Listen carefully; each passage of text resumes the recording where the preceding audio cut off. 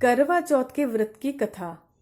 करवा चौथ की कहानी है कि देवी करवा अपने पति के साथ तुंगभद्र नदी के पास रहती थी। एक दिन करवा के पति नदी में स्नान करने गए तो एक मगरमच्छ ने उनका पैर पकड़ लिया और नदी में खींचने लगा। मृत्यु करीब देखकर करवा के पति करवा को पुकारने लगे।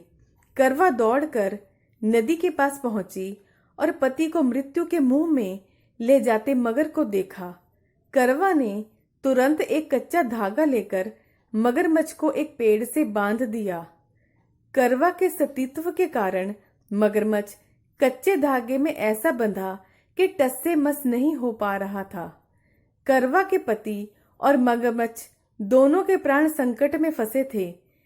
करवा ने यमराज को पुकारा और अपने पति को जीवन दान देने और मगरमच्छ को मृत्यु दंड के लिए कहा।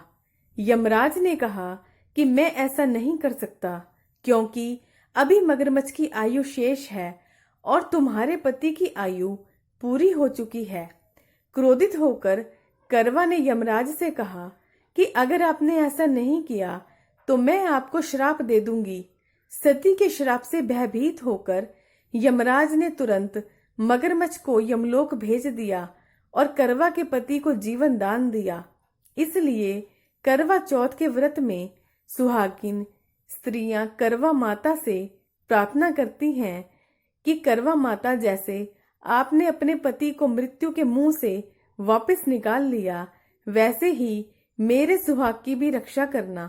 करवा माता की तरह सावित्री ने भी कच्चे धागे से अपने पति को वट वृक्ष के नीचे लपेट कर रखा था। कच्चे धागे में लिपटा प्रेम और विश्वास ऐसा था कि यमराज सावित्री के पति के प्राण अपने साथ लेकर नहीं जा सका। सावित्री के पति के प्राण को यमराज को लौटाना पड़ा और सावित्री को वरदान देना पड़ा कि उसका सुहाग हमेशा बना रहेगा और लंबे समय तक दोनों साथ रहेंगे। करवा चौथ पर भगवान चंद्रदेव के साथ शिव और देवी पार्वती की पूजा होती है। इस दिन सुहागनों को भगवान शिव की स्तुति और विशेष मंत्र का जाप जरूर करना चाहिए। करवा चौथ पर भगवान शिव की स्तुति करने से होती है मनोकामना पूरी। करवा चौथ का व्रत पति की लंबी आयु के लिए रखा जाता है। इस व्रत में भगवान शिव और देवी पार्वती के साथ कार्तिकेय, गणपति जी और चंद्रमा की पूजा की जाती है।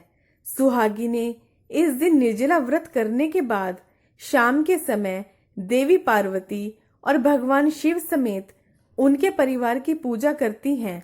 रात्रि में जब चांद निकलता है तो चंद्र को छलनी में दीप रखकर देखती हैं। फिर जल अर्पित करने के बाद पति को छलनी से देख उनके हाथों से जल पीकर अपना व्रत खोलती हैं। हर सुहागन महिला इस दिन भगवान से कामना करती है कि उनके पति भी भगवान शिव की तरह हो जाए और उसकी आयु लंबी हो। यदि आप भी कोई मनोकामना रखती हैं तो इस दिन भगवान शिव के विशेष मंत्र का जाप और स्तुति पढ़ना बिल्कुल ना भूलें। दोस्तों, अगर आपको मेरी वीडियो अच्छी लगती है तो प्लीज मेरे चैनल को सब्सक्राइब करें, वीडियो को लाइक करें, शेयर करें।